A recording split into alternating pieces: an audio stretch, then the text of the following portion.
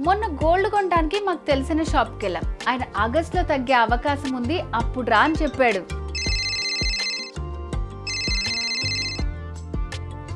మా అమ్మ ఇప్పుడు ఫోన్ చేస్తుంది. హలో, చెప్పమ్మా. మన గోల్డ్ అమ్మేశానే. నిన్నెవరు అమ్మమని చెప్పారు? ఎవరికి అమ్మావు ఇంతకీ? మన ఊర్లో నరహరికి అమ్మేశానే. నగలు తీసుకుని కరిగించి ఇందులో ఇంత తరిగిపోతుంది, దీనికి ఇంత ట్యాక్స్ పడుతుంది, ప్రాసెసింగ్ ఫీజ్ అది ఇదని చెప్పి సగం కట్ చేశాడు కదా. అవునే, ఇలాగే చెప్పాడు. నీకు చెప్పాను కదమ్మా, నాకు చెప్పకుండా అమ్మొద్దని. చెప్పావు కానీ లోన్ కట్టాలి కదా అని. నాకు చెప్తే శర్మ గోల్డ్ కంపెనీ వాళ్ళకి అమ్మేవాళ్ళం కదా.